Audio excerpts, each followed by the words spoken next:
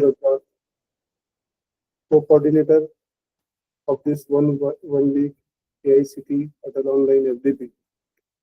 I welcome you all again in our FDP, and we are about to start our next session, sixth session of schedule today. Today's expert is Dr. Tausif Diwan from IIIT Nagpur. Let me take a moment to introduce our speaker, Dr. Tausif Diwan sir.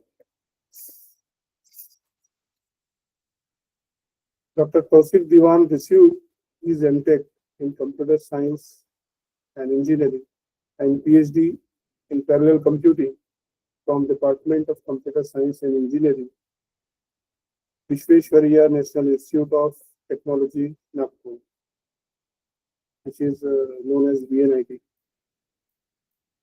in 2011 and 2017 respectively.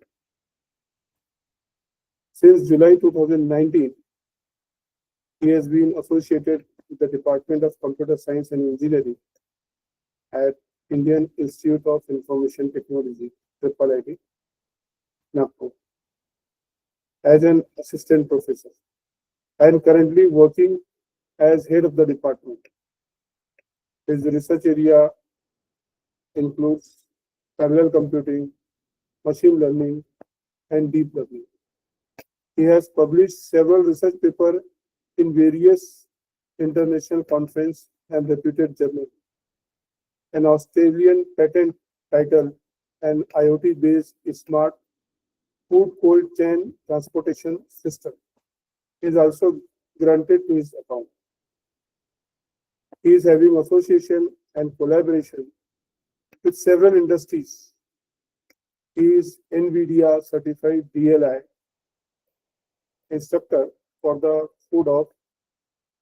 foundation of deep learning and building transformer-based natural language processing application, which includes several courses, and he secured Platinum Award as a DLI instructor from NVIDIA in the year 2022. I hope he might have joined the meeting. Sir, are you there? Tausif sir? Hello. Yes, sir. I am here. So now I, without any delay, I hand over the session to Dr. Tausif Diwan sir. Tausif sir, please take over the session. Thank you. Thank you, sir.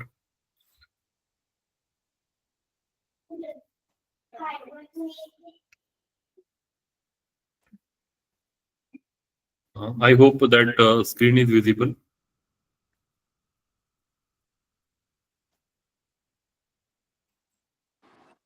Yes, sir.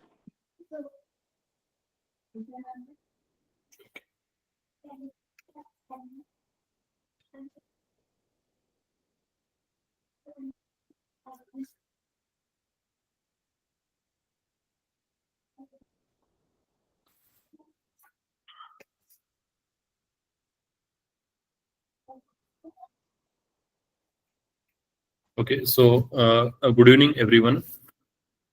Good evening, sir. Yeah. Thank you, sir, for the nice introduction. So, yeah, in this today's session, we will be covering deep learning, and in the next, I think that is tomorrow's session, we will be continuing deep learning in healthcare. So, I'm having two sessions. Today, we will be focusing on deep learning only. In today's session, I will try to cover some of the important stuff of deep learning, such as some of the basic concept. In addition to this basic concept, our main focus would be on convolutional neural networks, in which we will study convolutional neural networks in detail, like how this CNN actually works, what are the various architectural layers of CNN, etc. And then in tomorrow's session, we will be looking at the applications of CNN or the utilizations of CNN in various healthcare problems. Before jumping to deep learning, let's quickly summarize the machine learning categorization based on what we are having categorical data or continuous prediction, and what we are having, whether the data that is provided to us is a labeled data or unlabeled data. So in supervised scenario, we are provided with labeled data. For example, one image is given to us, and we also know the label of that particular image. And in unsupervised, we are provided with unlabeled data. In machine learning, we need to predict something. What we are predicting is continuous, or what we are predicting categorical. It depends on the application to application. So based on this classification, we are having these four categorization. One is supervised, and our prediction is continuous. Second one is unsupervised, and once again our prediction is continuous. Then third one is supervised categorical, and then last one is unsupervised categorical. So mostly we can see this classification problem. We would be focusing much on the classification problem. Standard algorithms are there which comes under in each of these categories. For example, in classification, K nearest neighbor, logistic regression, neo bias, support vector machines, all these algorithms comes under the category of classification. So this is just the broad overview. Categorization into two parts, supervised, unsupervised. Supervised is divided into two parts, classification, regression, and unsupervised is divided into two parts, clustering and association, on which we are not focusing much.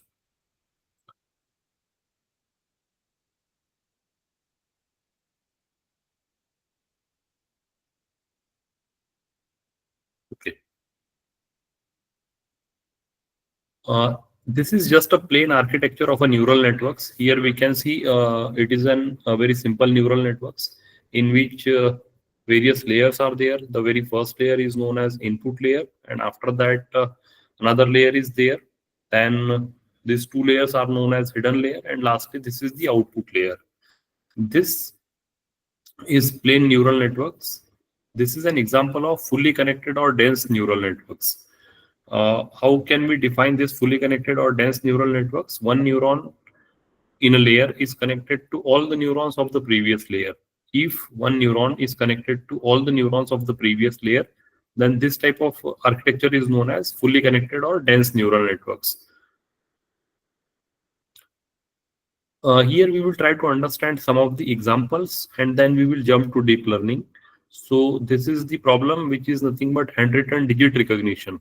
For example, handwritten digits are provided in the form of images to us. So this can be handwritten digit 0, this can be handwritten digit 1, 2, 3, 4, 5, up to handwritten digit 9.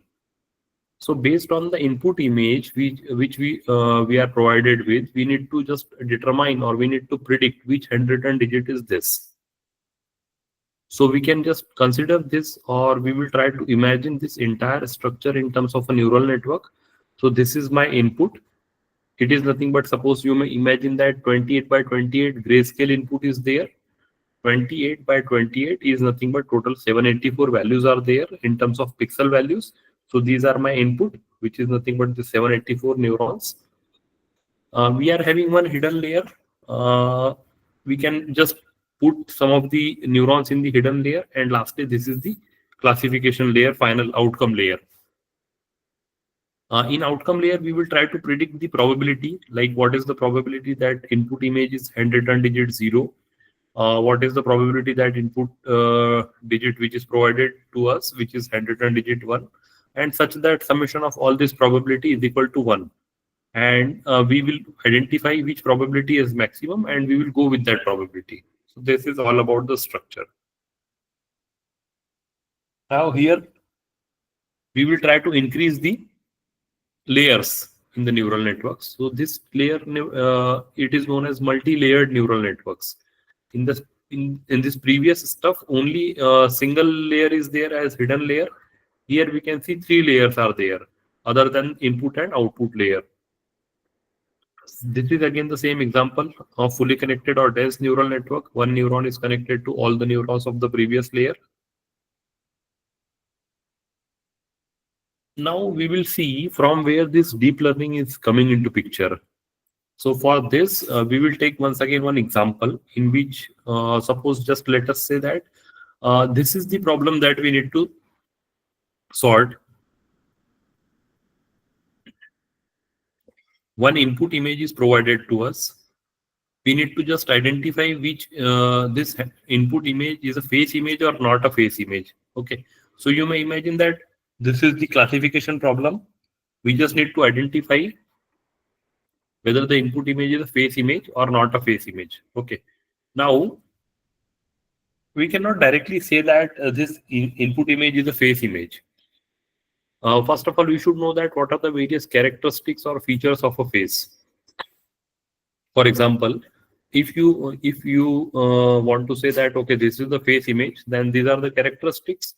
The first one be this. There should be an eye in the top left. Then second feature we can say that eye in the top right. Then nose in the middle, mouth at the bottom, hair on the top. Okay, these are some of the features. If the answer of each of these features is yes, then on the basis of these we can conclude that okay, the image which is provided to us is a face image. And what is the input? Input is this, which is provided in the left hand side.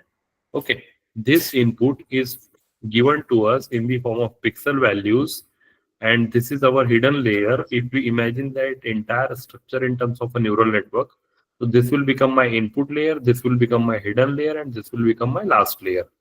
So it's a 3-layer neural network. This one is input, and this is hidden layer. So you may imagine that in hidden layer 5 neurons are there. This is the first neuron which is responsible for detection of an eye in the top left. This is my second neuron which is responsible for detection of an eye in the top right. Third neuron responsible for detection of nose in the middle. Fourth neuron which is responsible for detection of mouth at the bottom, and likewise. Now this is 3-layer neural networks. Now just focus upon the first subproblem. This was the problem. Is this a face? And these are all subproblems of this. Okay. Now just imagine that this is the first subproblem. What is that first subproblem? Eye in the top left. Now we cannot also directly identify that this particular part is an eye. We cannot directly say that. We should once again divide this subproblem into several subproblems.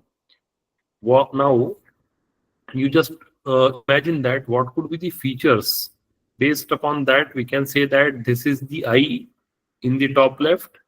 Like what could be the features that on that basis we can say that there is an eye in the top right. Okay, so there should be some features of the eye. Now see, this was the subproblem, eye in the top left. What should be the features of eye? There should be some eyebrow, there should be some eyelashes, and there should be some iris. Okay, now based upon these three we can conclude that okay, this is the eye in the top left side. Fine, come here. This was the subproblem. This subproblem is divided into several subproblems. This subproblem, second subproblem, is once again divided into several subproblems. Third, fourth, fifth. All these subproblems are divided into several subproblems. Now, when one subproblem is recursively decomposed into several subproblems, this process is known as recursive decomposition. This process is known as recursive decomposition. So, you may imagine that subproblems are there, subproblems are divided into several subproblems. In terms of neural network, if we want to imagine that entire stuff, what is happening over here, this is divided into 3 neurons, this is divided into 3 more subproblems, each subproblem corresponding to 1 neuron. Ultimately, what is happening, 3-layer neural network is getting transformed into 4-layer neural networks. 3-layer neural networks is getting transformed into 4-layer neural networks. This process is continued. For example, now we are just interested in finding the eyebrow. Now this eyebrow should be once again decomposed into several subproblems. Okay, this process gets on continuing. Okay. Now see here, it is not 3 or 4 layers in a neural networks. You just imagine that it is 100 to 200 layers are there in a neural network, and that's why there is a intuition of deep learning. The meaning of deep in deep learning is nothing but the number of layers in the neural networks. That's why we are calling this as a deep learning. Fine.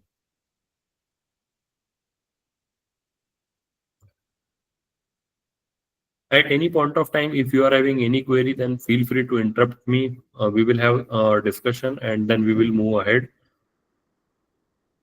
Then there are some types of neural networks. Broadly, we can categorize this into two parts. One is that feed-forward neural network, and second one is recurrent neural networks. These are the broader classification of a neural network. In feed-forward, the basic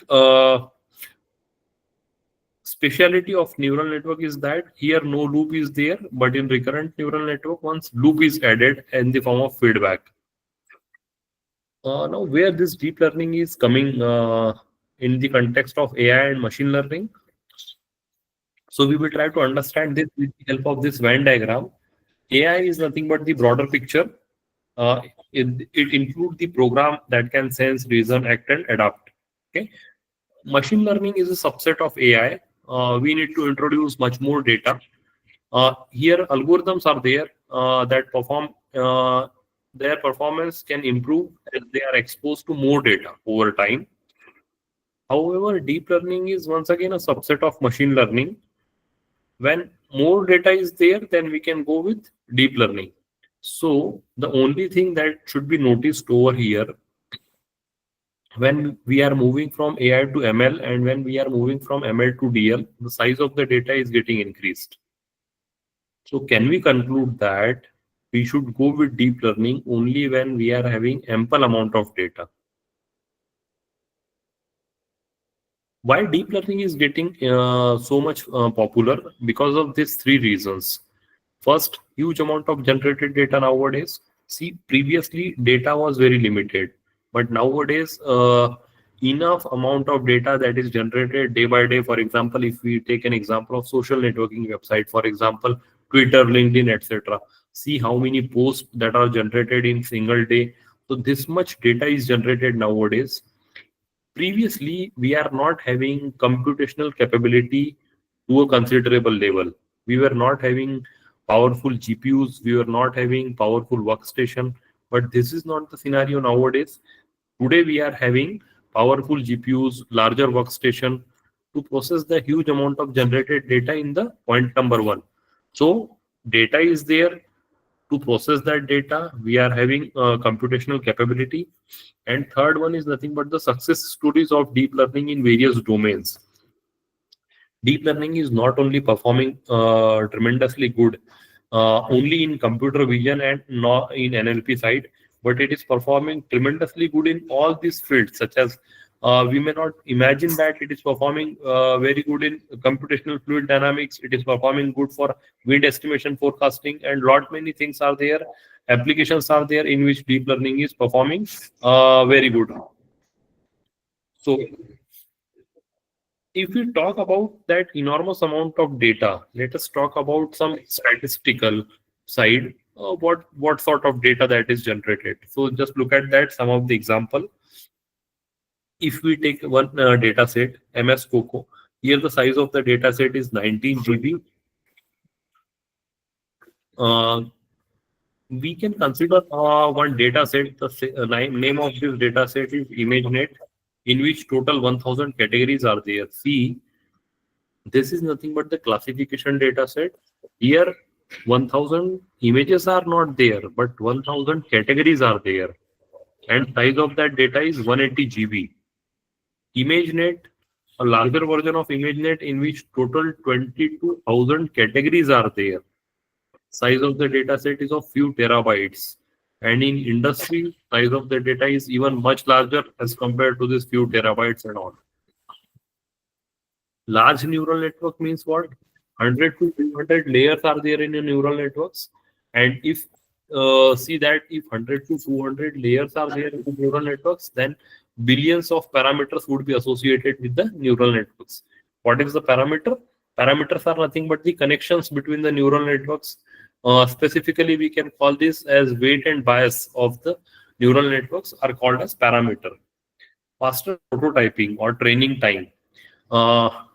if we are having this much large neural networks in which 100 to 200 layers are there, millions to billions parameters are associated, and we are also having a larger workstation or computational capability, then training time is also reduced, but it is also considerable. So here we can see training time is can be vary from hours to days, and even sometimes it takes some weeks also.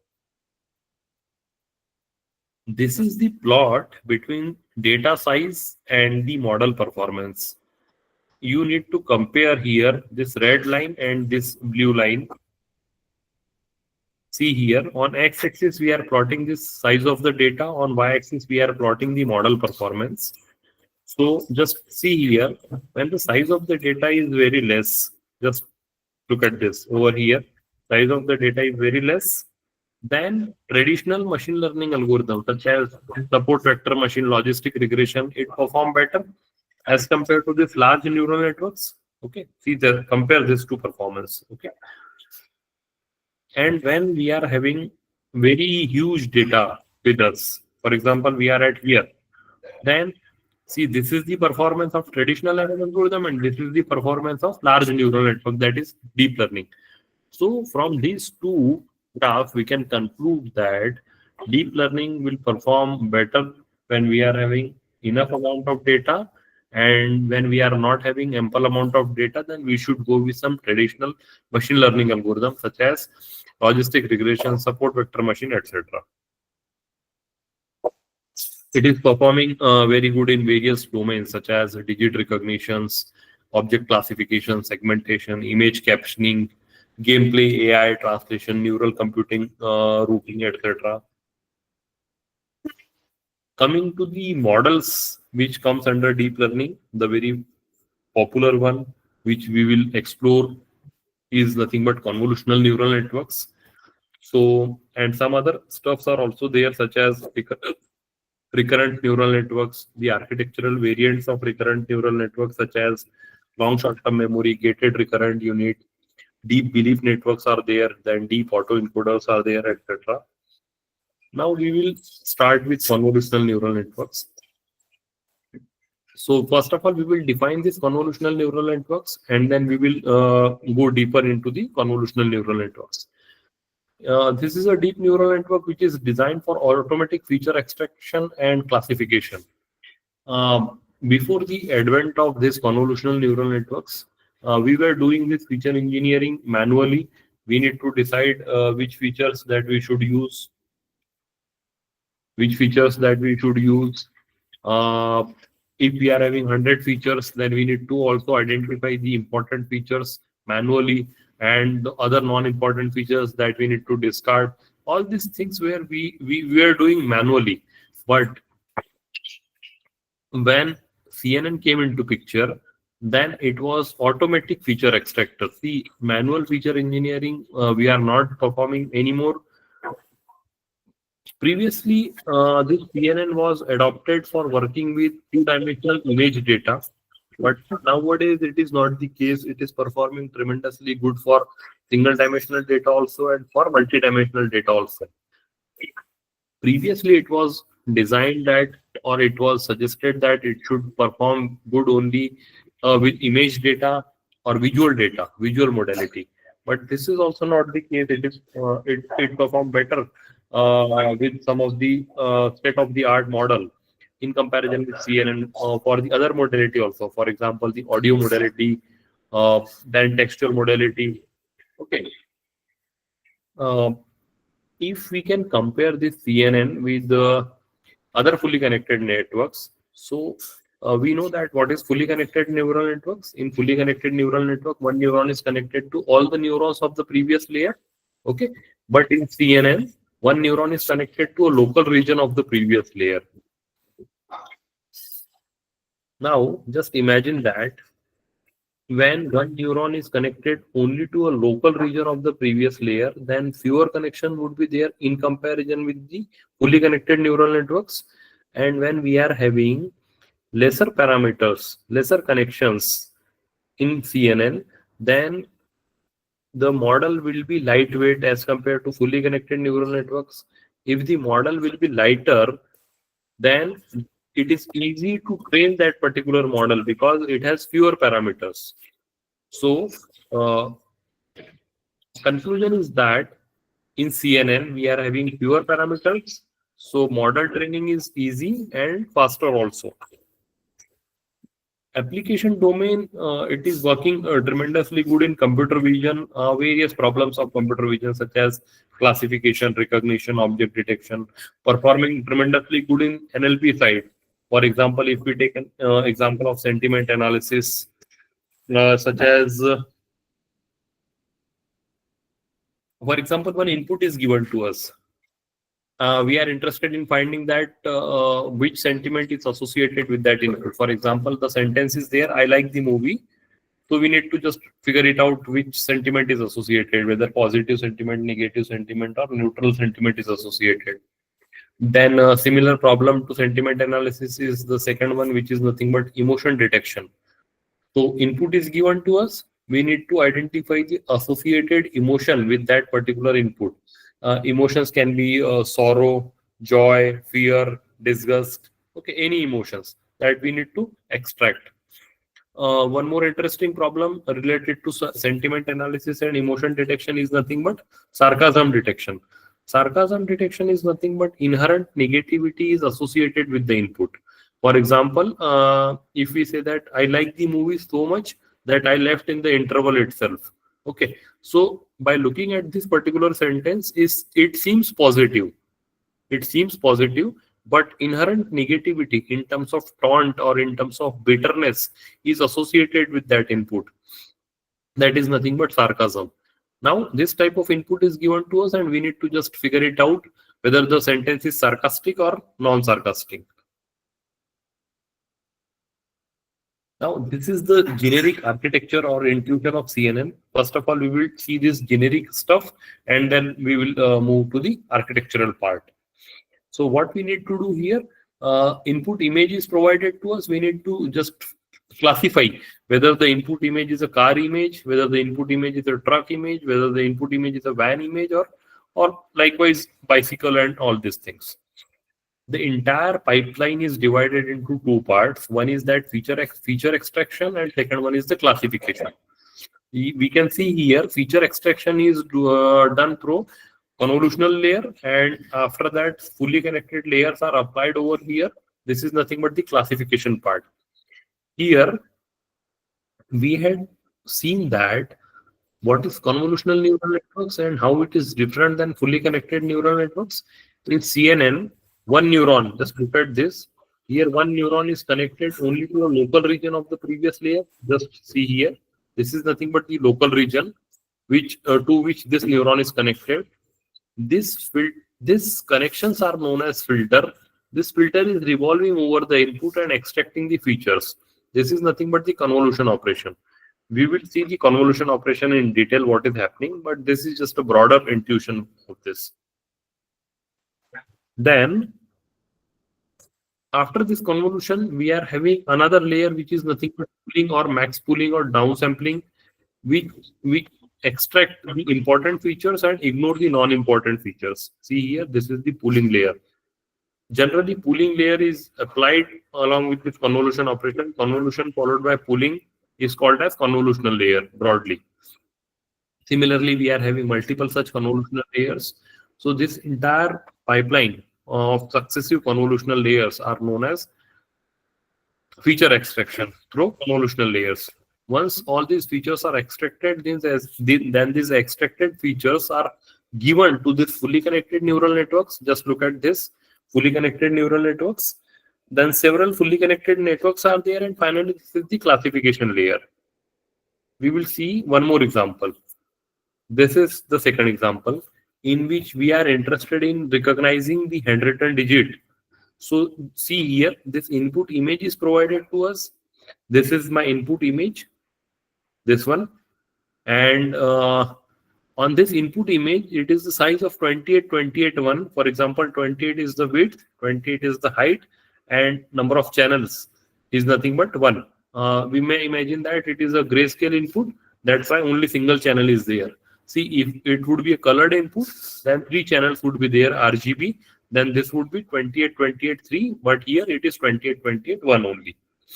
On this input, so very first thing we need to apply convolutional layer.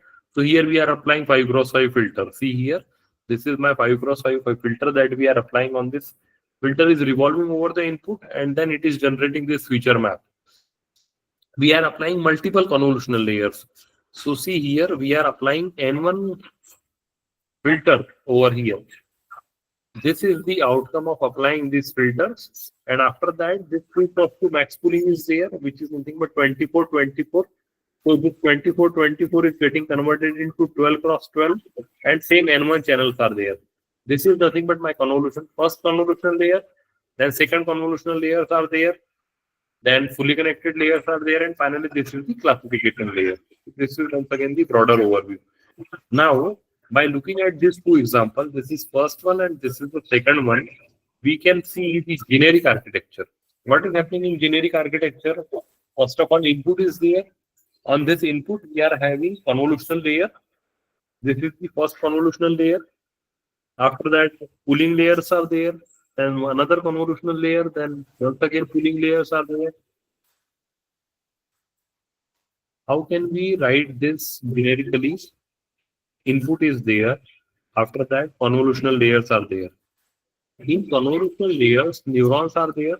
The neurons of the convolutional layers are activated with the help of nonlinear activation functions. Generally, we use the nonlinear activation functions for activating the neurons. There can be any nonlinear activation functions such as sigmoid, ReLU, 10H, etc. So here, for the sake of simplicity, we are using this ReLU as a nonlinear activation function. So see here, convolution is repeated I times. After that, pooling layer is there. So we can see this is pooling, and this pooling layer is optional. We may or we may not use pooling.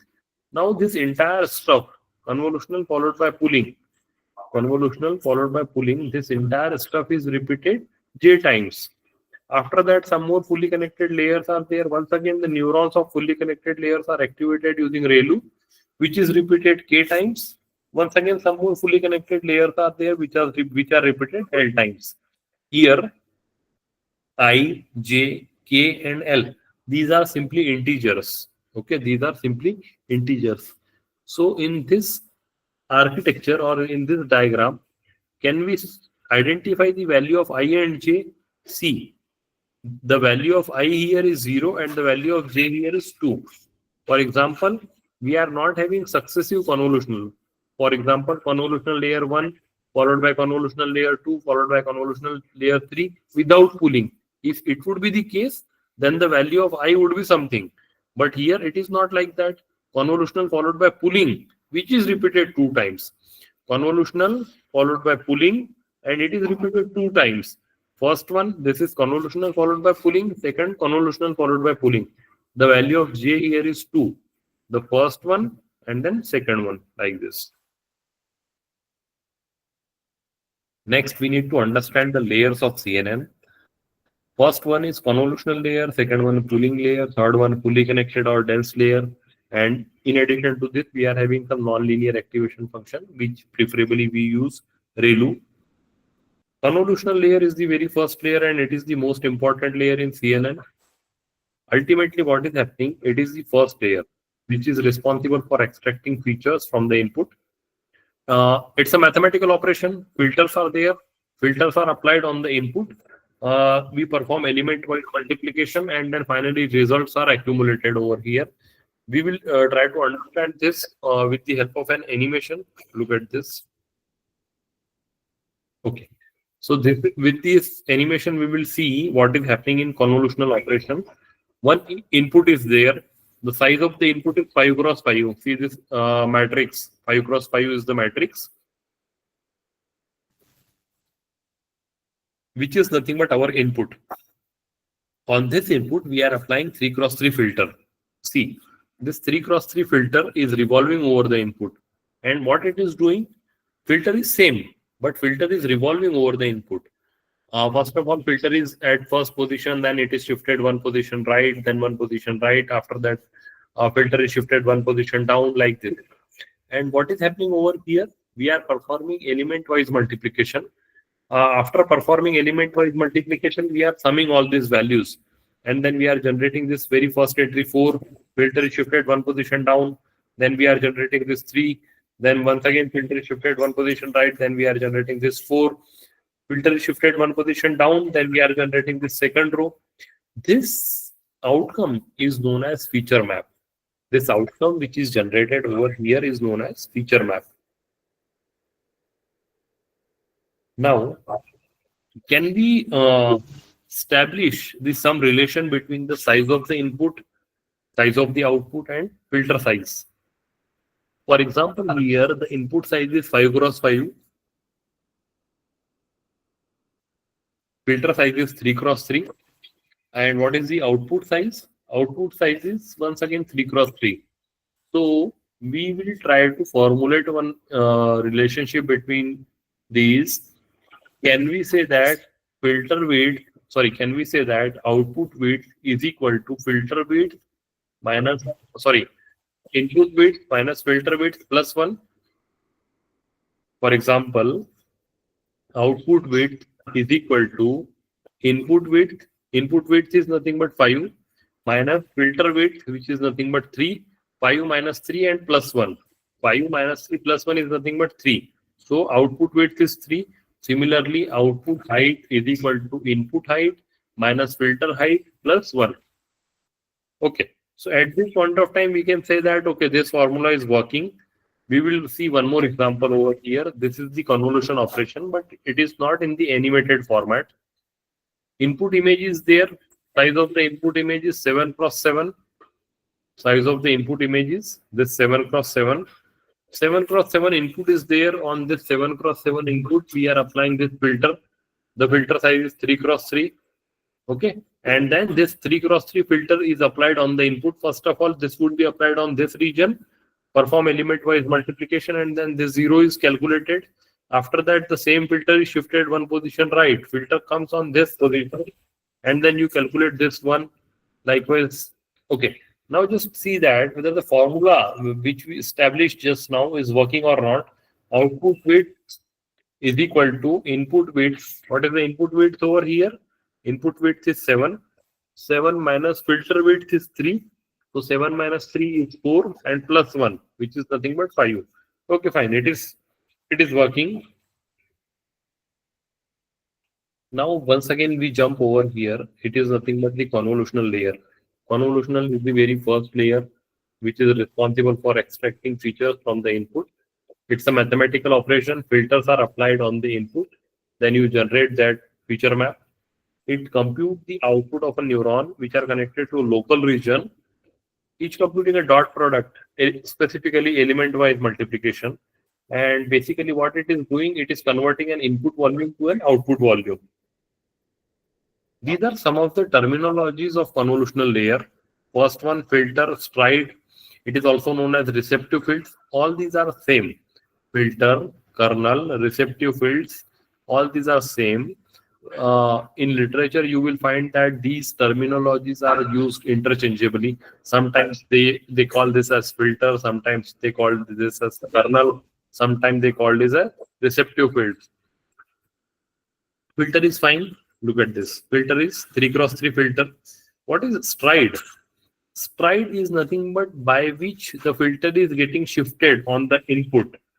For example, here see, filter is shifted by one position. So stride is equal to 1. If the filter would have been shifted by 2 positions, then the stride is 2. Okay.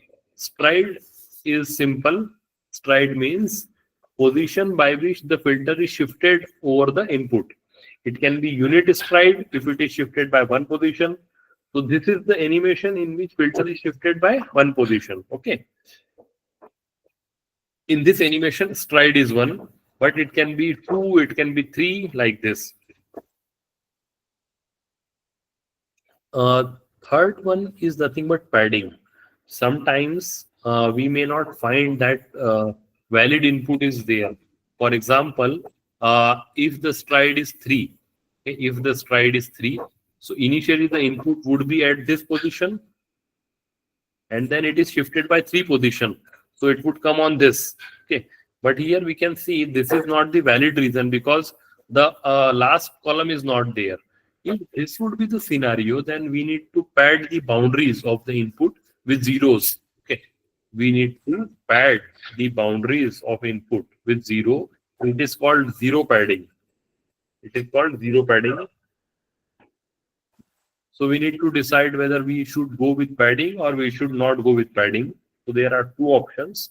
Then last one is nothing but the number of parameters that we need to calculate. Spatial arrangement, what the shape will be generated, it actually depends on these four parameters. Means here see, what is the shape of the outcome? 3 cross 3. In this, what is the shape of the outcome? It is 5 cross 5.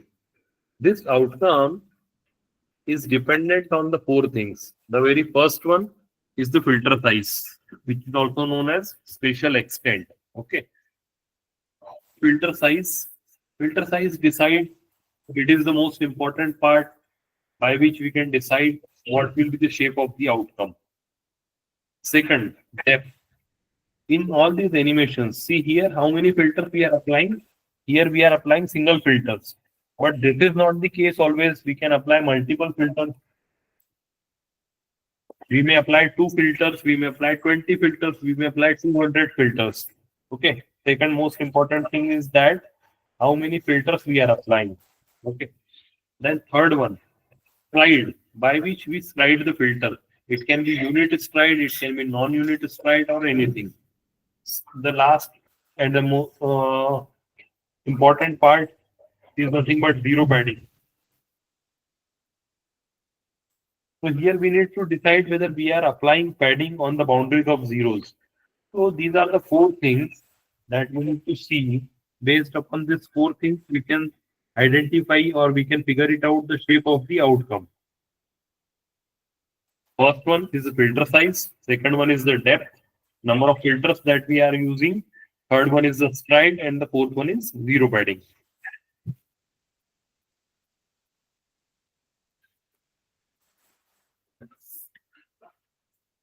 This is the example of padding. Sometimes filter doesn't fit perfectly with the input.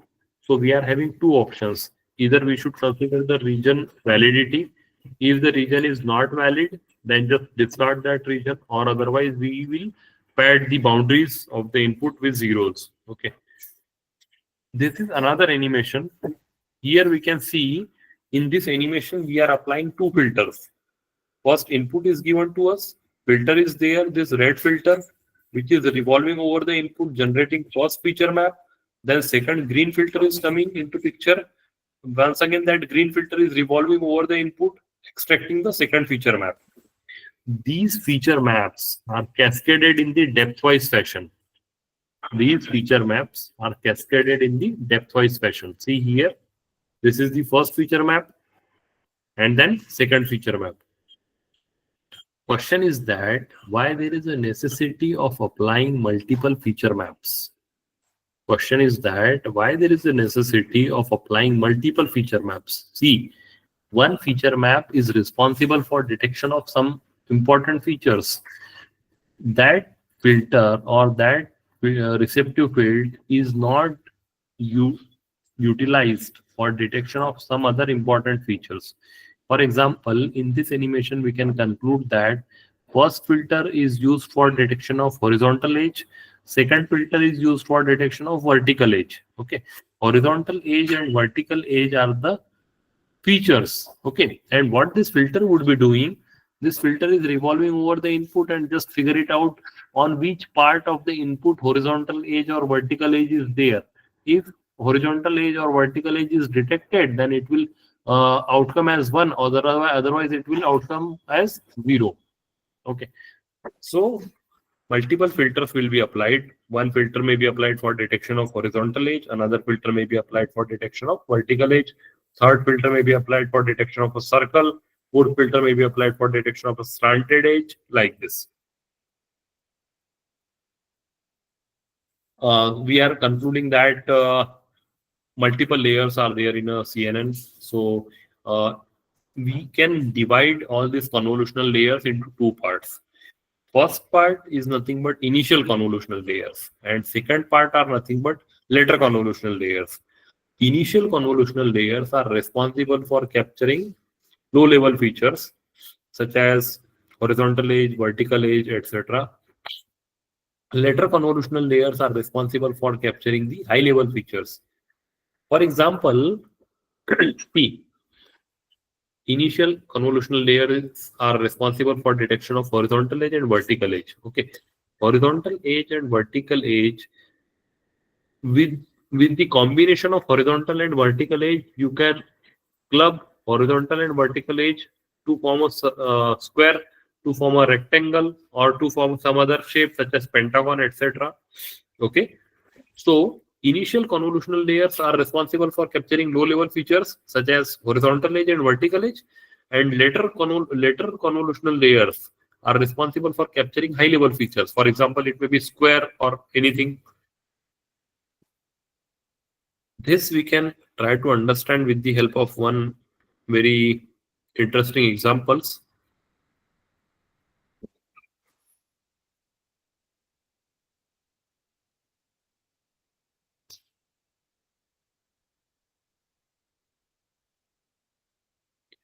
We will see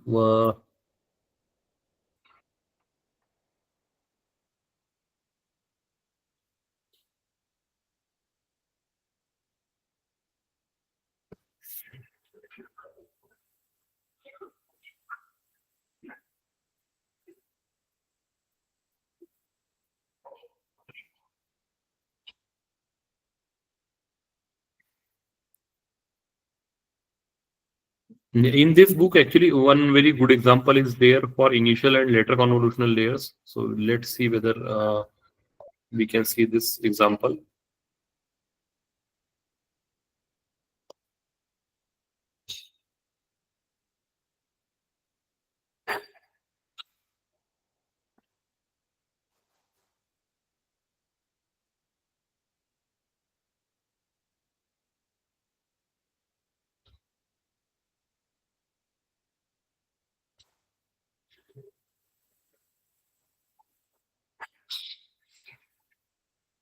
Okay, see here.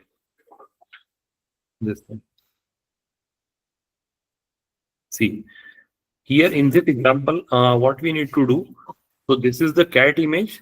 Ultimately, we need to just identify whether input image is a cat image or it is a dog image. Okay. So here we can see these are the initial convolutional layers. Okay. And these are the later convolutional layers. So here we can see these initial convolutional layers are responsible for capturing low level features. So this slanted edge, this slanted line, this, all these are nothing but the low level features. Okay. By combining these low level features, we are forming this high level features. Okay, and based upon this high level features, okay, we are concluding that okay, this image is a cat image. Okay, so these are the initial convolutional layer responsible for capturing low level features. These are later convolutional layer responsible for capturing high level features.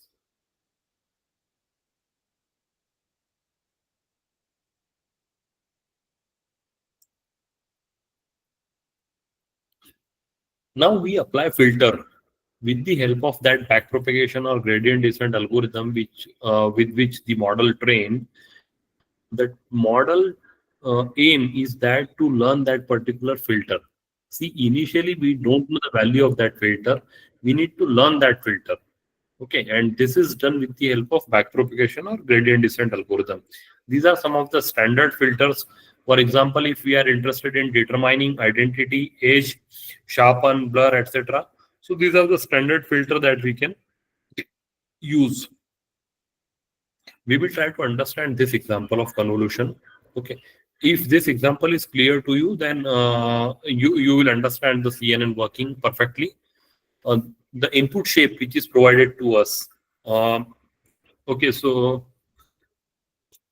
the input shape, what is the shape of input over here? 6 cross 6. See here, the width is 6, height is also 6. Yeah, just imagine that it's a colored input. That's why 3 channels are there. So this is the first channel of input.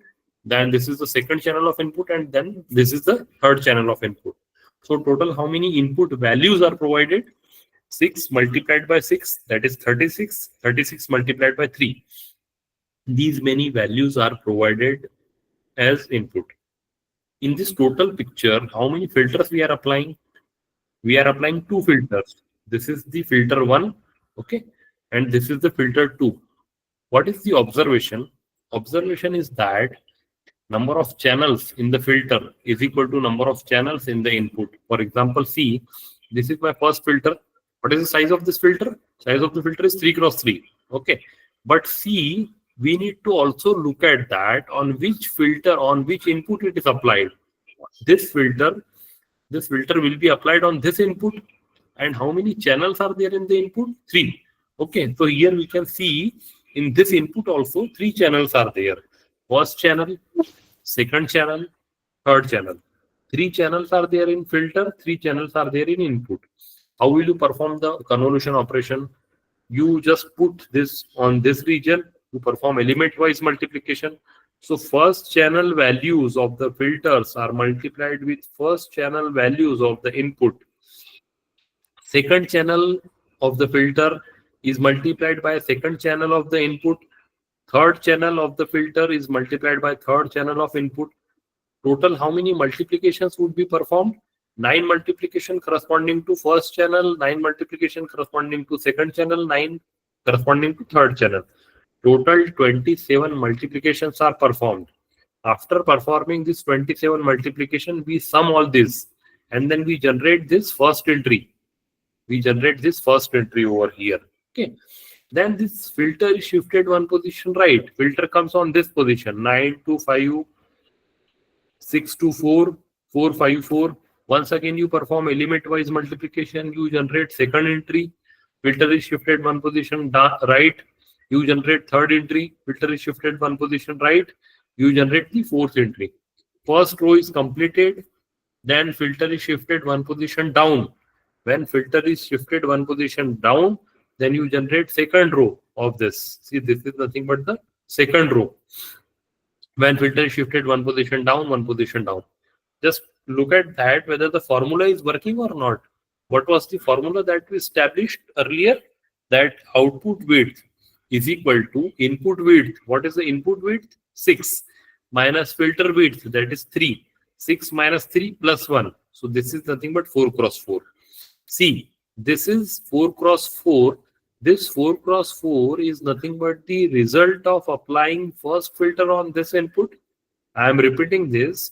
This 4 cross 4 outcome is nothing but the result of applying filter 1 on this input. Similarly, this second 4 cross 4 matrix is the result of applying second filter on the same input. This second feature map is nothing but the result of applying second filter on the same input. See, these first feature map, this is the second feature map. These feature maps are cascaded in the depth-wise fashion. What is the final shape of outcome? What is the final shape of outcome? Which is nothing but 4 cross 4 cross 2.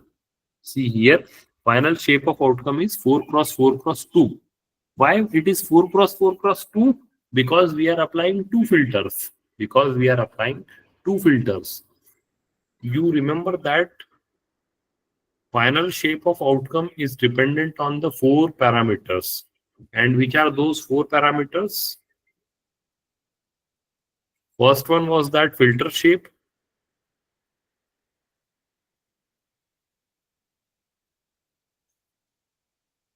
Yeah.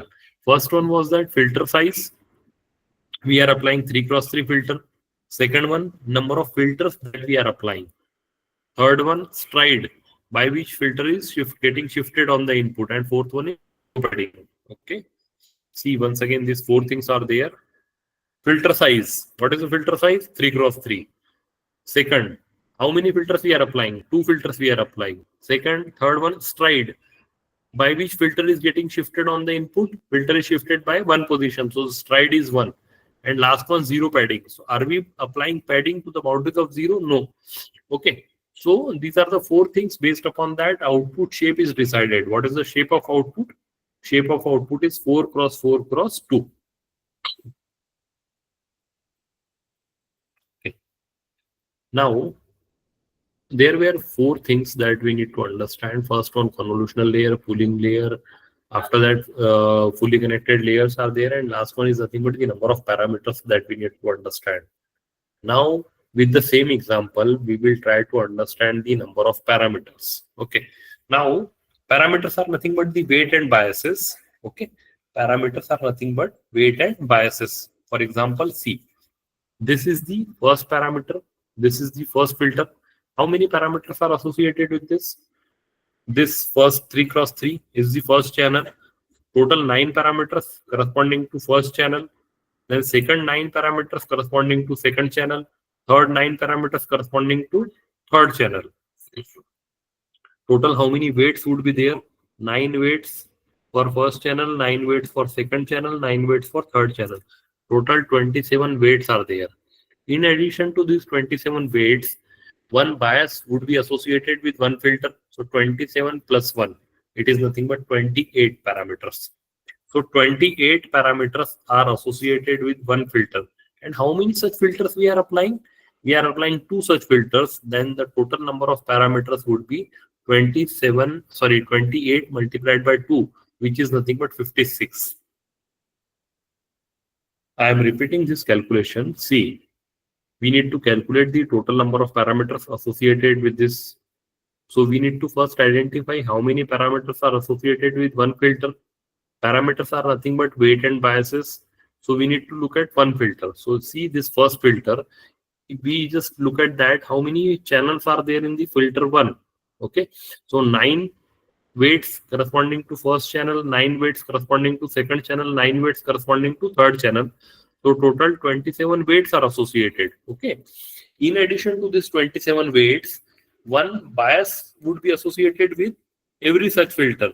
Okay. So the total number of parameters are nothing but weight plus biases. So 27 weight plus 1 bias. 27 weights plus 1 bias is nothing but 28 parameters. These 28 parameters are associated with one filter. How many such filters we are applying? 2 filters we are applying. That's why the total number of parameters would be 28 multiplied by 2, which is nothing but 56. Look at that output. What is the shape of the output, or what is the depth of the output? Depth of the output is 2. Why depth of the output is 2? Because we are applying 2 filters. If we would have applied 20 filters, then the depth of the output would be 20. Shape of the output would be 4 cross 4 cross 20. Fine. Now, next one is the pooling layer. Pooling layer is the supporting layer of convolutional layers.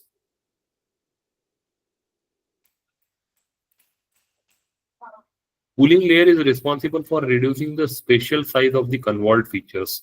We need to extract the important features for which we are having pooling layer. Okay. So basically, with the help of convolutional layer, we extract features. Now, in these features, some features may be important, some features may not be that much important, for which we are having pooling layer. The task of pooling layer is to capture or to extract the important features and to ignore the non-important features. This is the task of pooling. Okay. There are various kind of pooling, but at this moment, we will try to understand only 2 important pooling. One is that max pooling, and second one is average pooling. Pooling is also known as downsampling. Okay. Intuition is extracting the dominating features. So max pooling returns the maximum value of the region which are considered, and average pooling returns the average of all the values. For example, this is the demonstration of pooling operation. For example, 4 cross 4 input is given to us. On the 4 cross 4 input, if we are applying 2 cross 2 max pool with the stride 2, see here, do not get confused with the stride of pooling and the stride of convolution. See here, filter is not there. Here, stride means only that region of consideration. So see, when we are applying 2 cross 2 max pool, so first 2 cross 2 region is considered 1156. 6 is maximum, it is taken out. Now stride 2 means second region of consideration would be this 2478. 8 is maximum, it is taken out. Remaining entries 247 are discarded. Then next, it is shifted 2 position down, then it will be 3, 2, 1, 2. Okay, then 3 is taken out and rest all entries are discarded. So this is nothing but an example of max pooling. Here we can see the comparative analysis of max pooling and average pooling. See, in max pooling, we take the maximum one and ignore the other entries.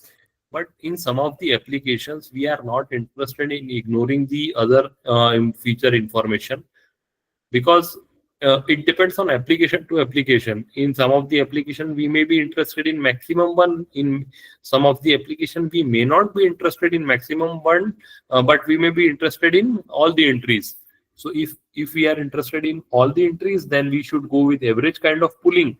But if we are interested in maximum one, then we can go with some max kind of pooling. So the first is nothing but example of max pooling, in which we are taking the maximum one.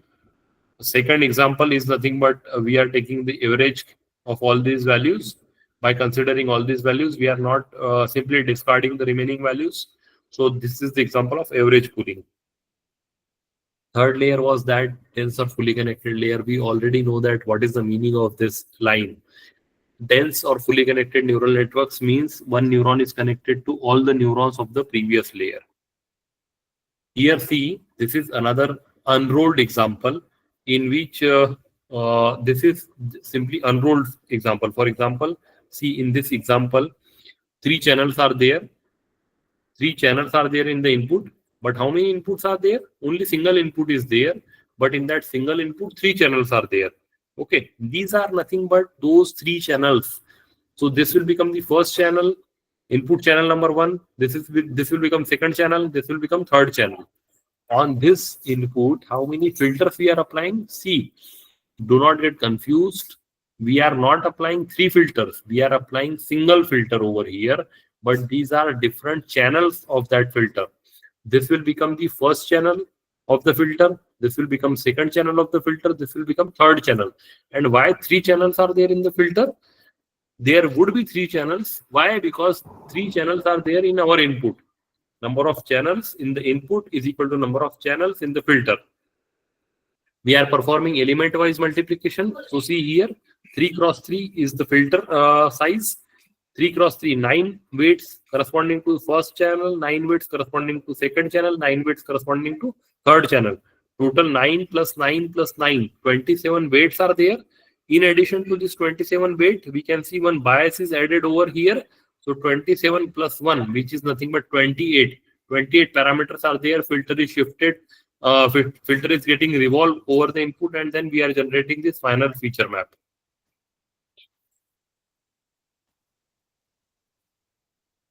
Okay.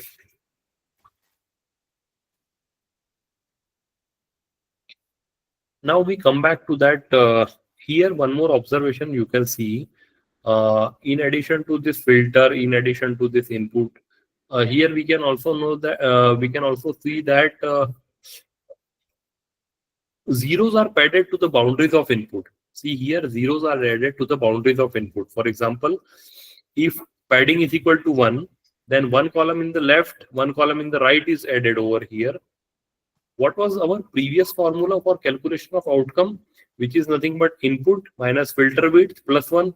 Okay, but if padding of 1 is applied, then 1 column in left, 1 column in right is added as zeros. 0 padding is added. Okay, that will effectively become twice P.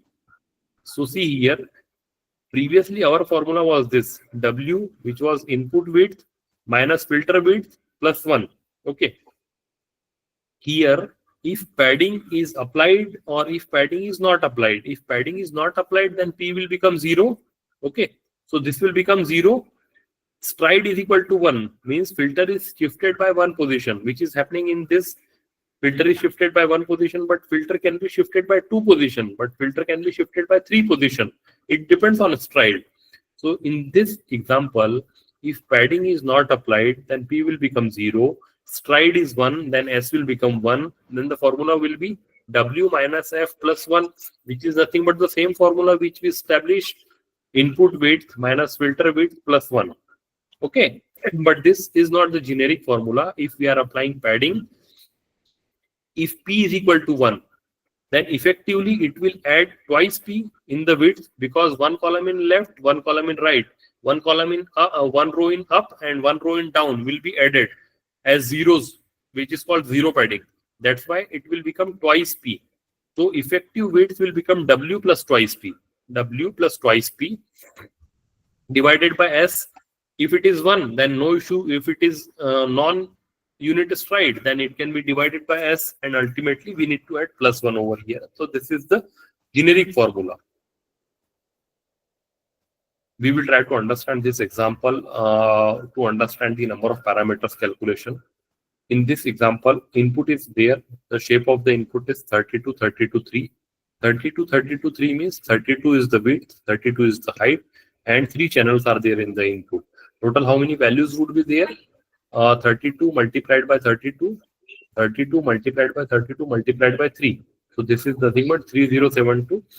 At this moment, we are not applied any parameters. We are not applied any filter. So here number of parameters is 0. On this input, we are applying 5x5 filter. So on 32, 32, we are applying 5x5 filter. Stride is 1. So just look at that formula. P is 0 and S is 1. Okay. So this will become W minus F plus 1. So W is 32, F is 5, 32 minus 5 plus 1.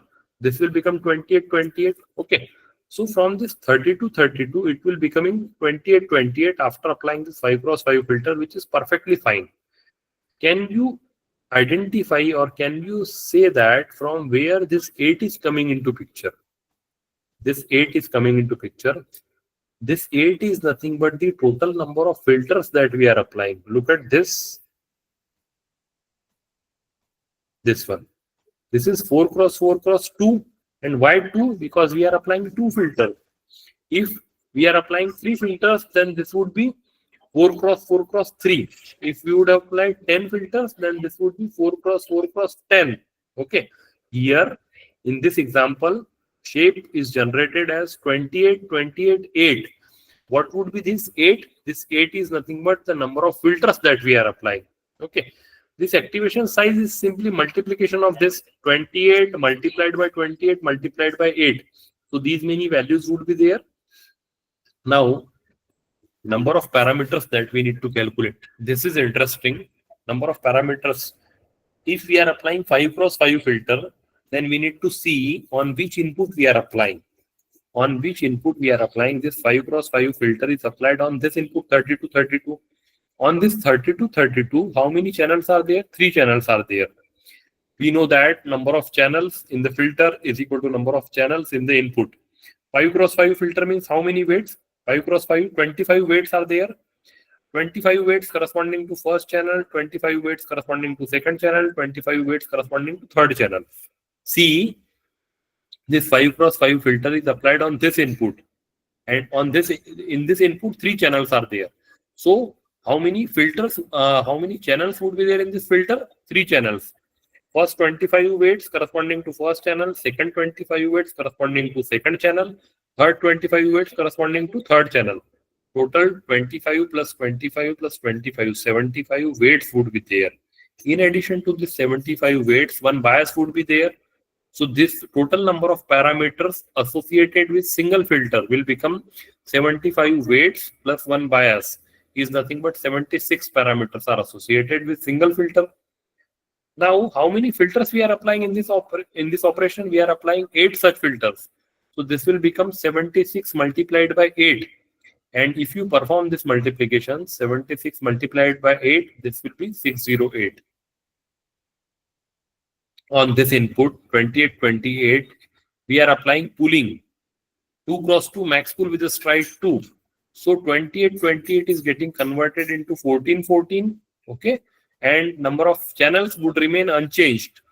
So total how many values are remaining? 14 multiplied by 14 multiplied by 8. So it is nothing but 1568.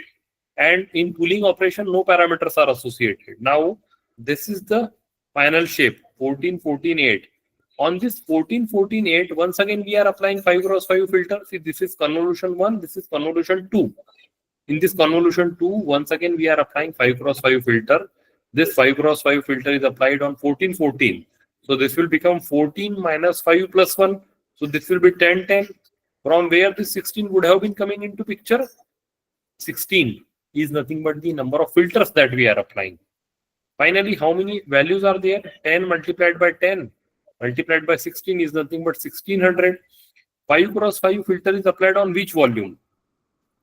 This 5 cross 5 filter is applied on this volume. 14, 14, 8.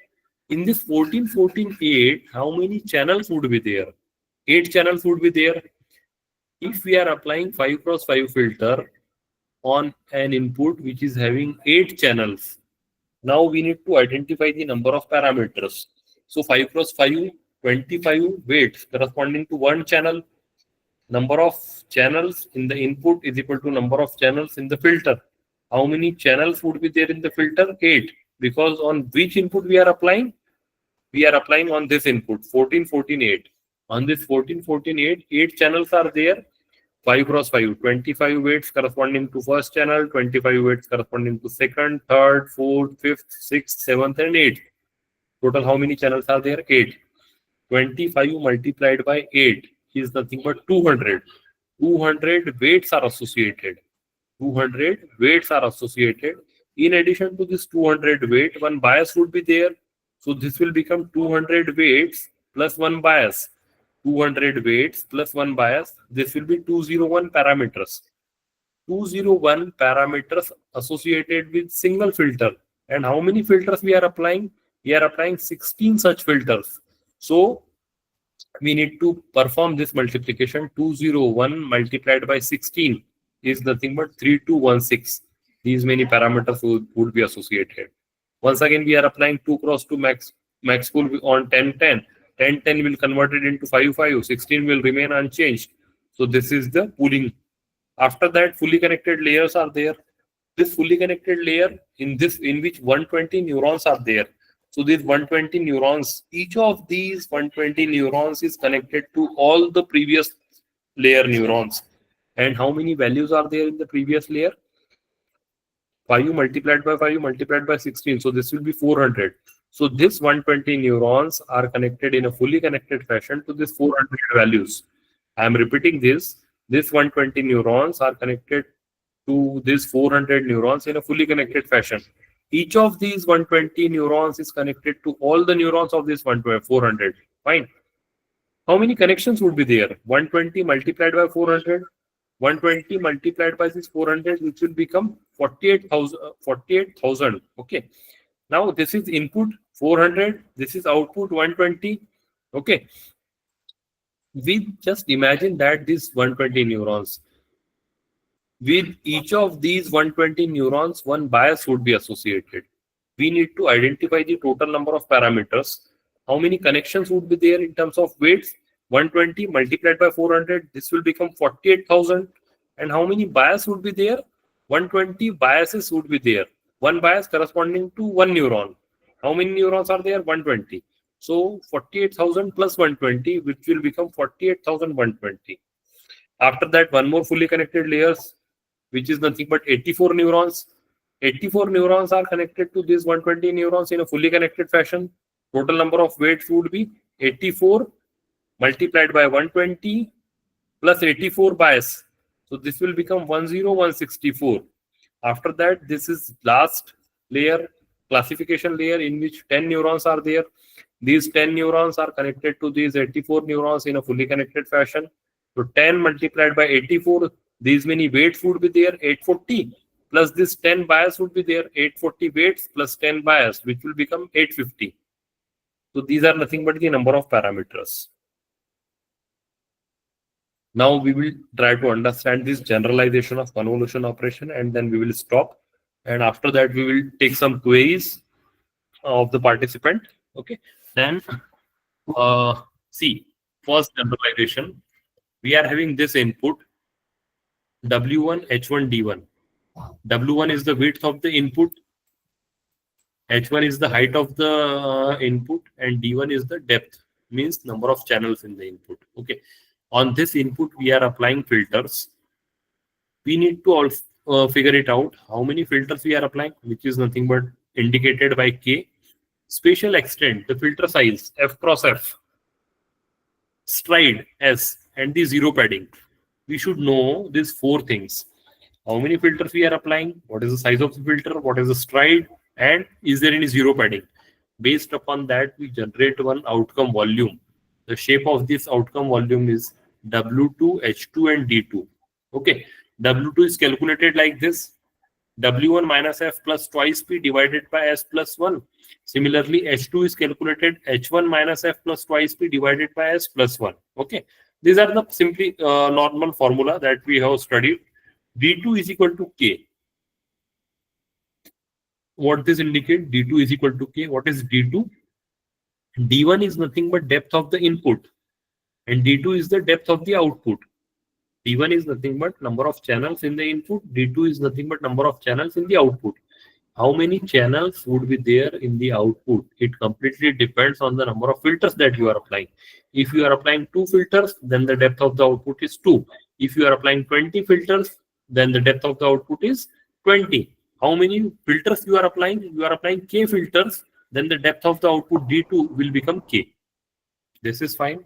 Now 2 more points that we need to understand. Last point and the second last point. Second last point. With parameter sharing, it introduces F cross D1 weights per filter for a total of F cross D1 multiplied by K weights and K biases. Okay, this is perfectly fine. What is the filter size? Filter size is F cross F. We need to see on which input we are applying this filter.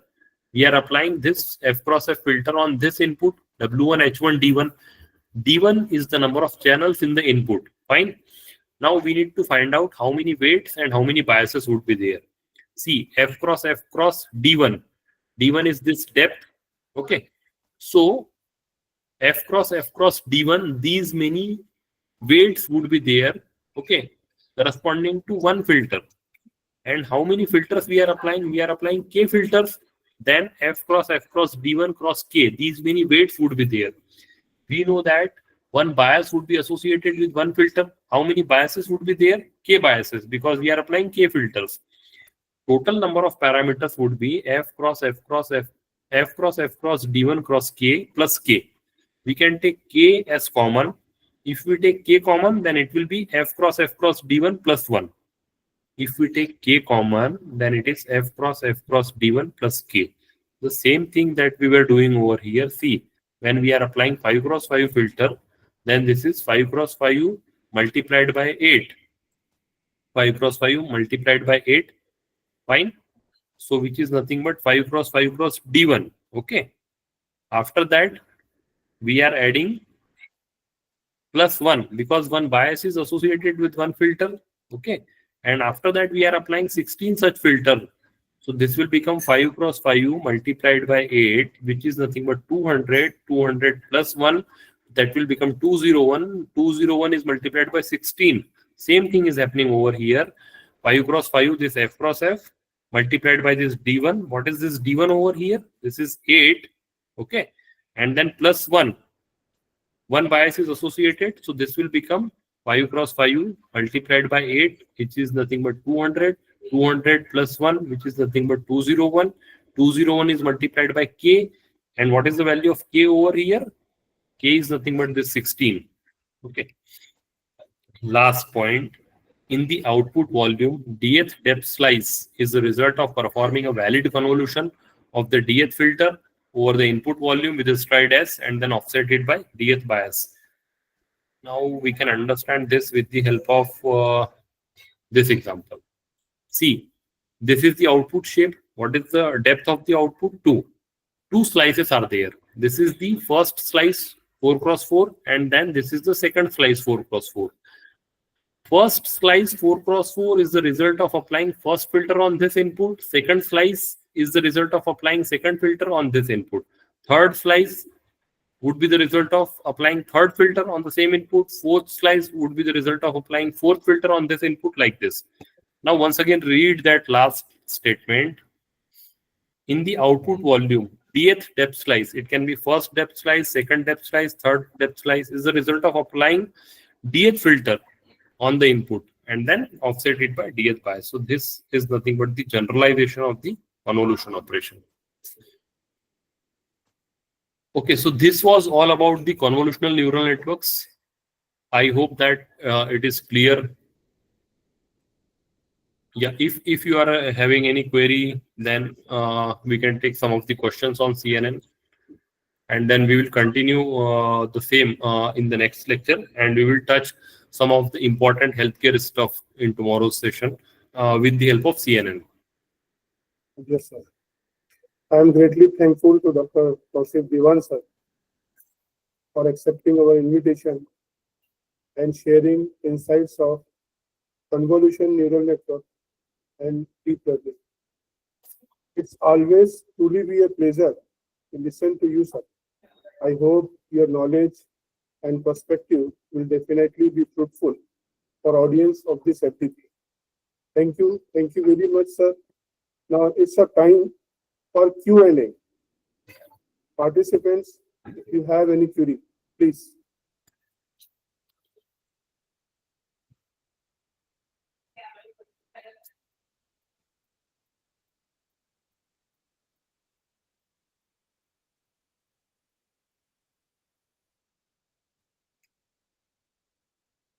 I can suggest that like if you are interested in working in deep learning, etc., then you should first uh, implement some baseline CNN models. So you can see all these codes are ready-madely available here and there on some GitHub platform or on some other network platform also.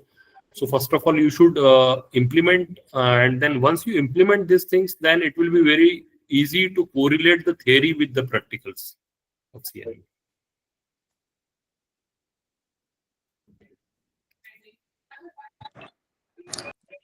Hello, sir.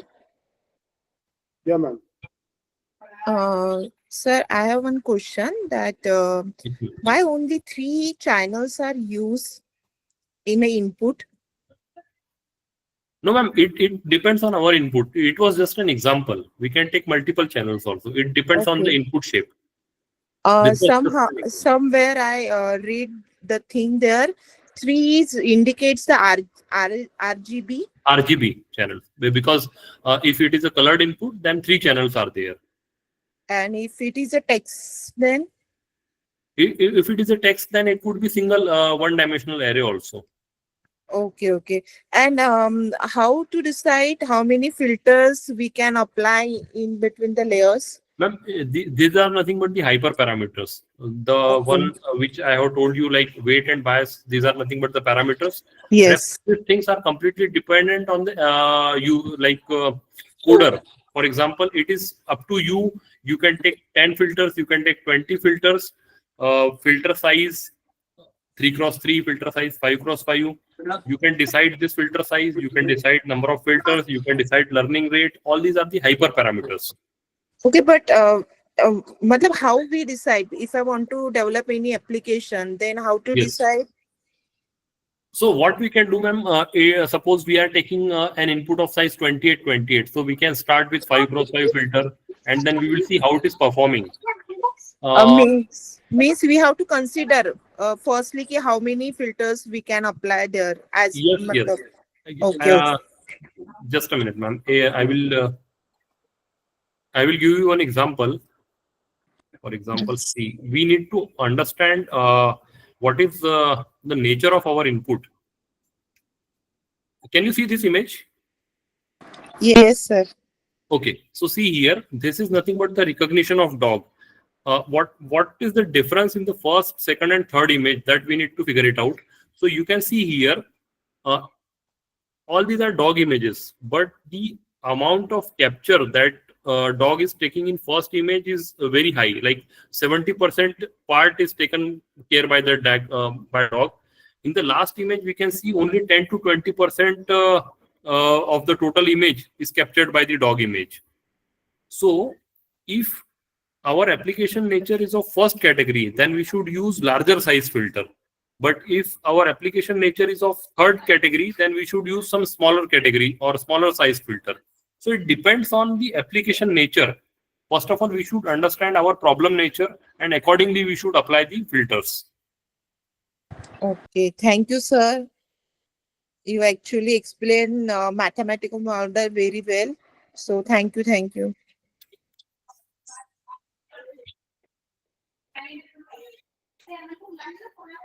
Participants, if you have any more query,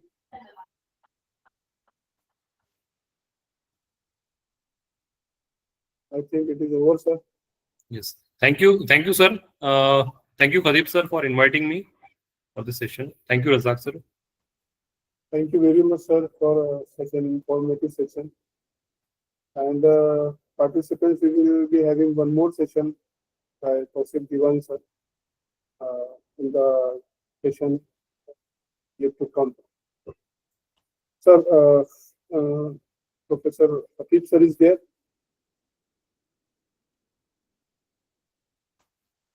Nazish madam.